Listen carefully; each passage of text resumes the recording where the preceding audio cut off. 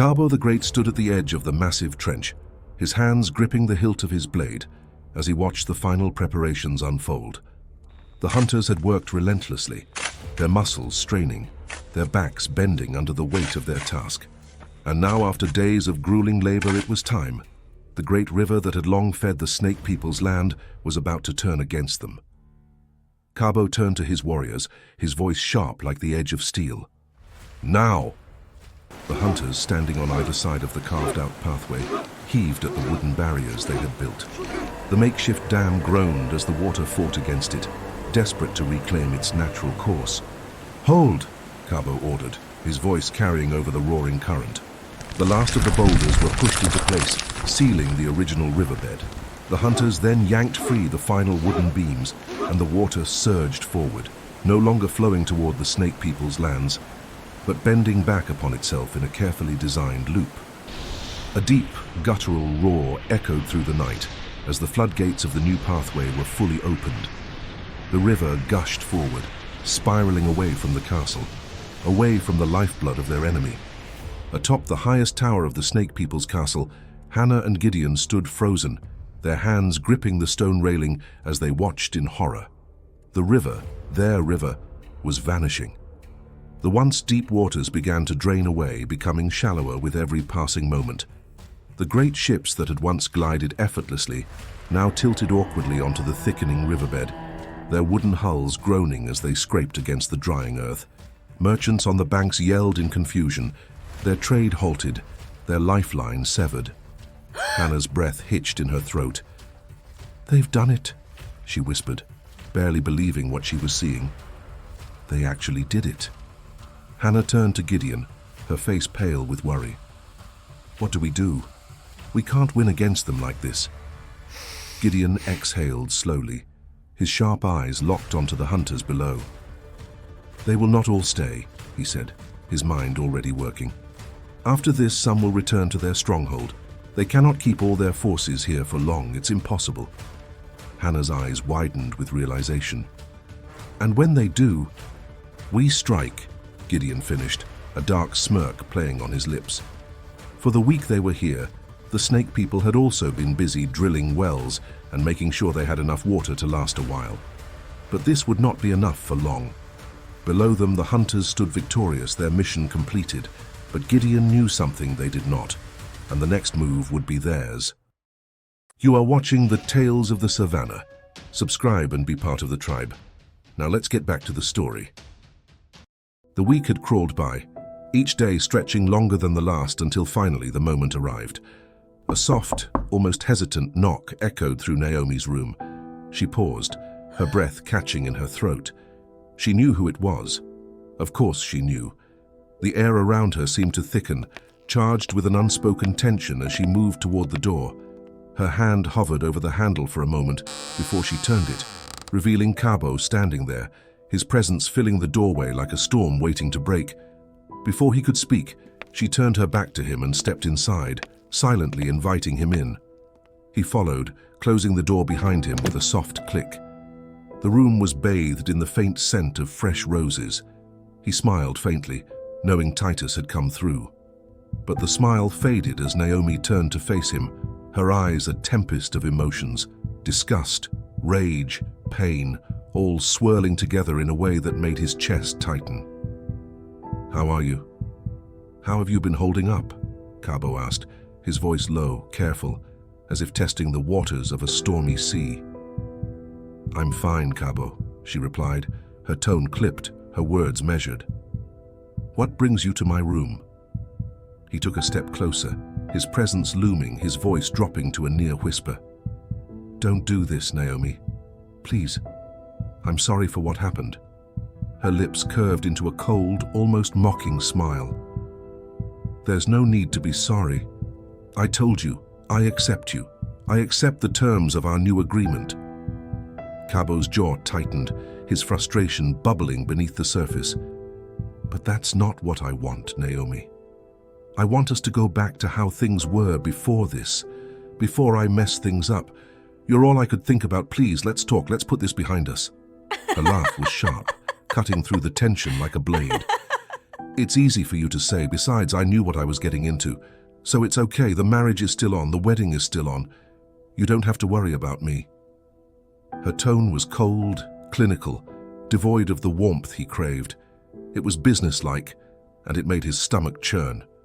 "Don't," he whispered. "Not like this." "Then what do you want, Cabo?" Cabo's eyes darkened, his voice dropping to a growl. "You want the embarrassing truth, Naomi? The truth is that I was sexually frustrated. I wanted you so badly. I took a girl, any girl. It didn't matter.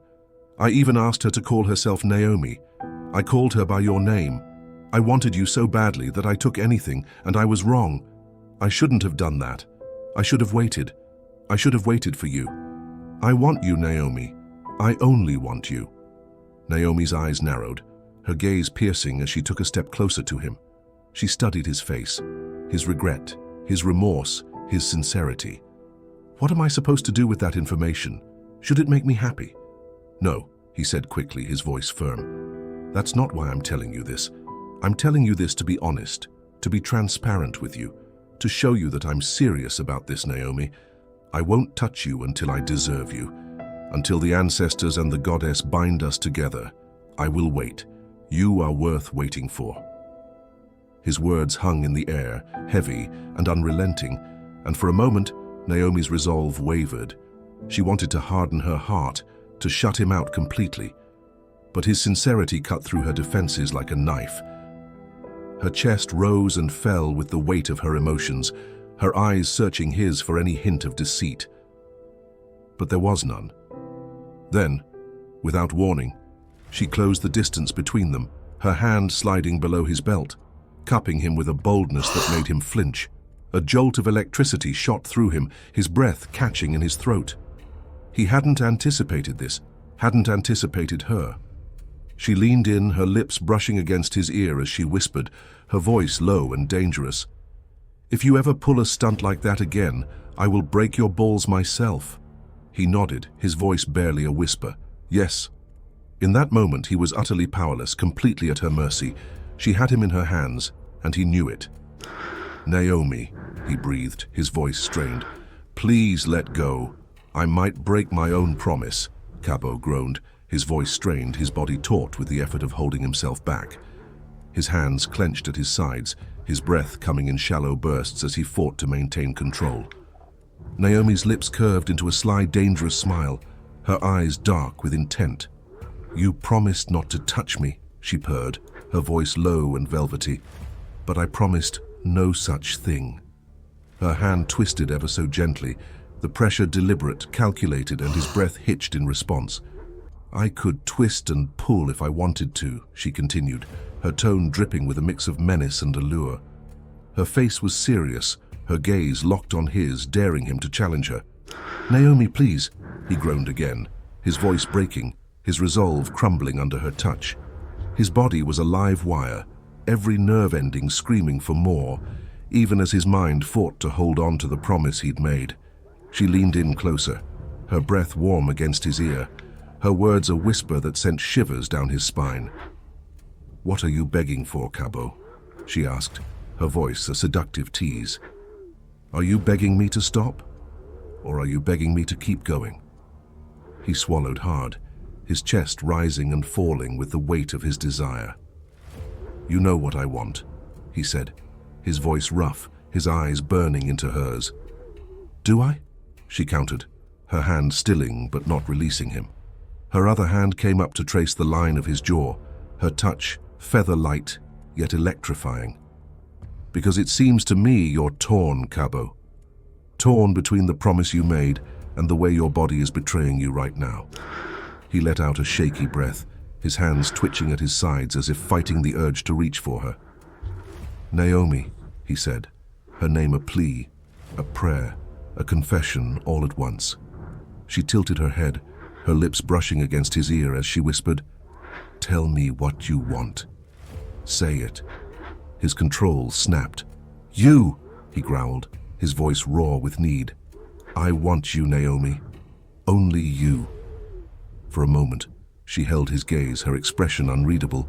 Then, slowly, she released him, stepping back with a smirk that was equal parts satisfaction and challenge. "Good," she said softly, her voice like a caress. "Remember that." Cabo stood there, his chest heaving, his body still thrumming with the intensity of her touch. He knew then that this game they were playing was far from over, and as much as it frustrated him, it also thrilled him. Because with Naomi, even the tension was intoxicating. Cabo turned his back to her, exhaling slowly to regain control, and stepped out, closing the door behind him. He was glad he had come, very glad. The sun had barely risen, yet Sia was already awake, his body drenched in a cold sweat. The dreams had plagued him again, dark, suffocating dreams of blood, of choices he could not undo. His body ached, the sleepless nights finally weighing down on him, but none of that mattered. He had to see her. Today the Snake People would cross into Snake Island. There was no more time. As he pushed himself up, he scanned the camp. Some hunters were already awake, tending to their weapons, preparing for the day. Tendai and Malika were nowhere to be seen. Not surprising. In the past few days, he had let his camp slip. They had grown lazy, careless, perhaps too confident, which was exactly what he wanted. They knew they were close to Snake Island now, and so if there were any Snake People, they would already be there safe. The mission was as good as over. Clearing his throat, Sia called out to the hunters, except for Tendai and Malika. "Today is our last day. We are near the village where we fought the Snake People. You all remember what happened here?" The men nodded solemnly. None of them would ever forget. The battle had been brutal, the kind that turned into legends. "You can go into the village or stay here," Sia continued, his voice steady. "Enjoy these last few hours before we return home, but I will be going ahead now. I need to make sure everything is set before we report back to Cabo." There were no objections. The hunters merely nodded, and Sia turned, heading toward the village. It was still dark, but the village was already alive with the hum of merchants setting up their stalls, the air thick with the scent of fresh bread and roasted meat. But Sia wasn't here for that. His heart pounded as his sharp eyes scanned the crowds. And then he saw her. A group moved swiftly toward the river, walking with urgency. Among them, a woman in a green hooded cloak hurried them forward, her voice hushed but firm. "Palesa." Sia quickened his pace. "Palesa," she startled, spinning around. The Snake People around her lowered their heads, avoiding eye contact, desperate not to be recognized. "Keep going," she urged them, then turned to him.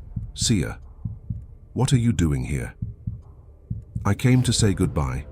His eyes flicked toward the river. "I see you made it." "There is no time, Sia," she whispered, glancing over her shoulder to make sure her people were still moving. "I have to get them across." "I'll walk with you." "No, please," she said quickly. "There's no time to argue." But he followed anyway, his steps aligning with hers. She led, walking with purpose, her cloak billowing with every hurried step. He stayed close, his presence solid, unwavering. By the time they reached the riverbank, Palesa turned to him, her breath coming faster. "Was it you?" she asked suddenly. "Was it you I felt watching over us every night?" He didn't hesitate. "Yes." She looked at him, her eyes filling with gratitude, pain, longing. Palesa swallowed hard. She had known. Deep down, she had known that something had been keeping them safe, that something had diverted the hunters, but she had refused to let herself believe it. The hunters were the best trackers in the land. There was no way she had outmaneuvered them alone. It had been him. "Thank you," she whispered. "Palesa," he said urgently, stepping closer. "You can't do this again. You can't keep risking your life like this. If they catch you next time, I don't have a choice, Sia." He was close now, closer than he should have been. She could feel his warmth. She stole a glance behind her. Her people were further now. They were safe. But here in front of her was the only man she truly loved. "Our son came with me," Sia said suddenly. Palesa's breath caught. "Tendai?" "Yes," he nodded. "He's been asking about you." She inhaled sharply, her heart clenching at the thought of him. "Really?" Yes, Sia said, and then a smirk. And he has a girlfriend. Her name is Malika. They've been spending a lot of time together. Despite the tension, Palesa let out a small laugh. But there was sadness behind it. Can I see him? She asked, voice trembling. Sia shook his head. He's not ready yet. Palesa nodded, forcing down the lump in her throat. I understand. She took a step back. Thank you, Sia, but I must... He grabbed her wrist. She gasped, eyes wide. Then he kissed her. It wasn't like before. Before, he would have asked. Before, he would have waited. But now, after everything, after all the years of watching her from afar, after all the nights of longing, there was no time for hesitation. She stiffened for a moment, caught off guard. But then she melted into him. The years fell away. The war, the separation, the silence. It all disappeared as he held her, as she clutched onto him like she would never let go. She had missed this, missed him. Sia. Watch out. The voice shattered their moment. Sia turned just in time to see a hunter charging at them, sword drawn. The man had smelled her. He knew what she was. Sia moved on instinct. His hand flew to the dagger on Palesa's hip. Without thinking, he plunged it into the hunter's neck. The man collapsed. Blood spilled onto the riverbank. Sia's breath was heavy, his mind racing, his hand still clenched the dagger, and then... Father? Sia turned. Tendai stood a short distance away, his expression frozen in shock. His eyes darted between Sia, the fallen hunter, and Palesa, who stood trembling beside him. His father had just killed a hunter, and in his arms was her. Tendai's grip tightened around his sword. He stared at Palesa, at his mother.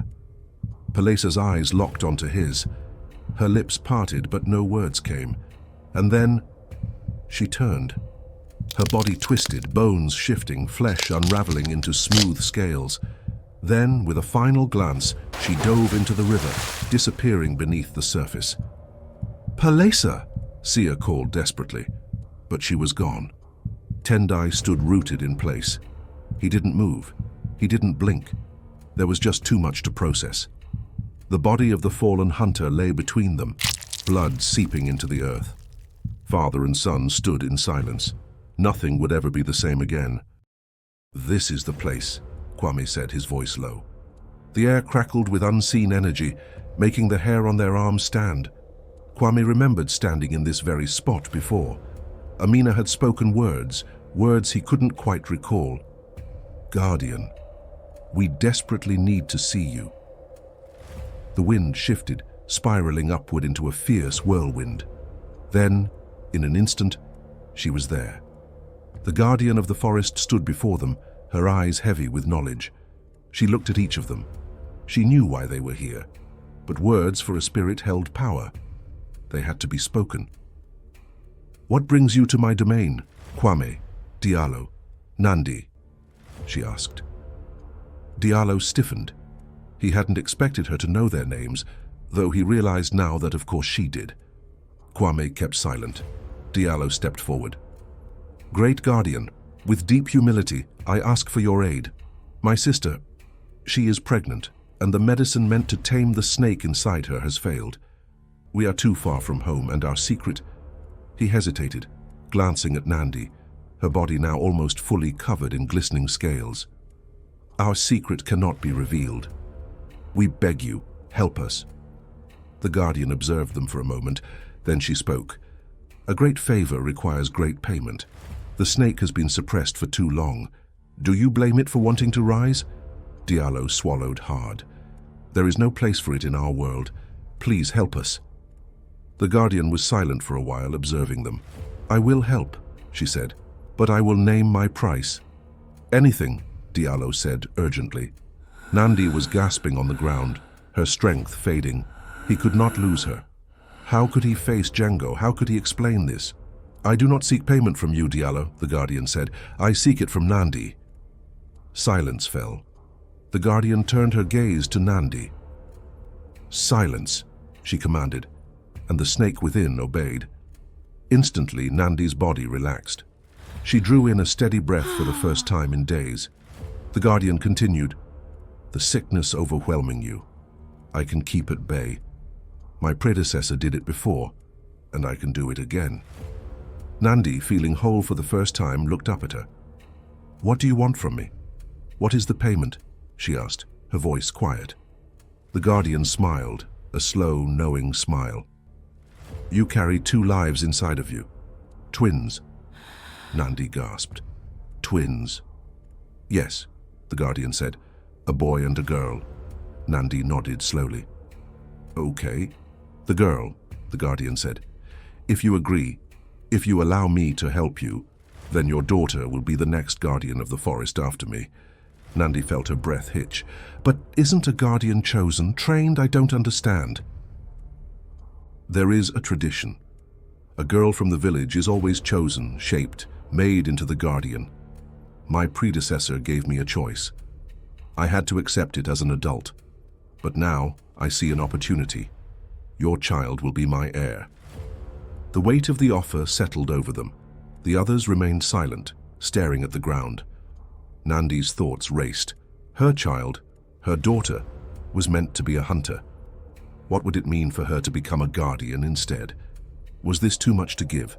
The guardian raised her hand and the snake within Nandi surged back.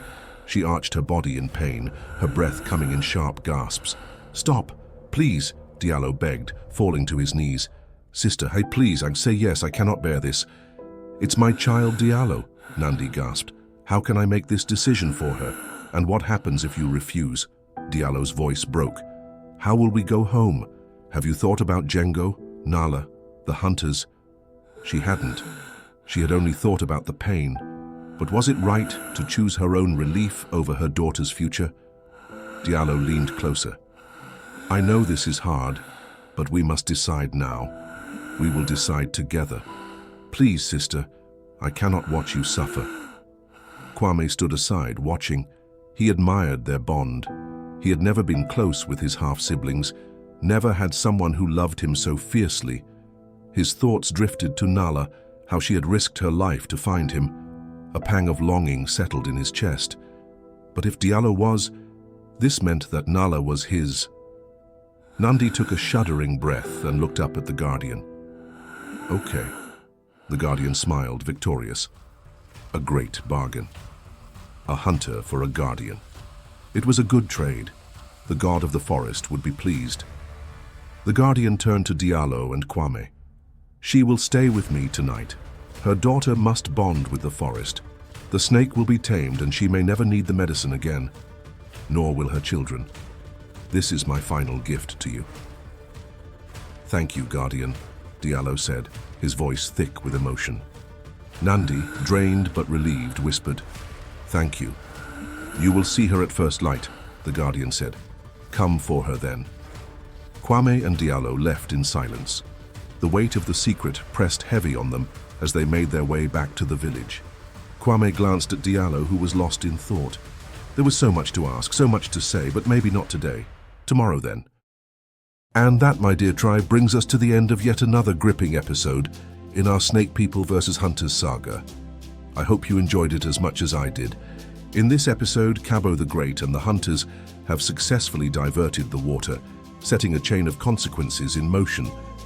From the castle walls, Gideon and Hannah watch as the damage unfolds. But Gideon, ever the strategist, already seems to be plotting a way to regain control. Meanwhile, Naomi and Cabo continue their intoxicating game of pursuit and temptation, a dance as dangerous as it is seductive, leaving us breathless and questioning what's real and what's deception. Deep in the savannah, Sia finally catches up to Palesa. Their reunion is electric, sealed with a kiss. But before they can savor the moment, tragedy strikes. In a desperate act of protection, Sia takes a hunter's life, right in front of Tendai. And then the unimaginable happens. Palesa sheds her disguise, revealing her true form before vanishing into the water, leaving Sia and Tendai behind to grapple with the consequences. As if that weren't enough, the guardian of the forest emerges with a proclamation: Nandi's daughter must become the next guardian. But is this a blessing or a curse for the hunters? And then there's Kwame, still searching for answers. But with the chaos unfolding around him, will he ever find the right time to ask the questions that haunt him? We will just have to wait and see. Until next time, stay wild, stay curious, and stay ready for what's to come. Want to support the channel and become an even bigger part of our tribe? You can join for as little as the cost of a coffee each month. Your support helps me continue creating the content you love, but of course, just having you here is already more than enough. Thank you for being part of this journey. A warm and heartfelt thank you to all the amazing tribe members who have chosen to join and support this incredible journey. Your belief in this channel means the world to me, and I'm so glad to have you along for the ride. And as always, thank you for watching our story, and we hope you enjoyed it. What lessons did you draw from this story? Share your thoughts with us in the comments below. Don't forget to subscribe and be part of the tribe. Thank you for watching The Tales of the Savannah. We will see you next time in the Savannah.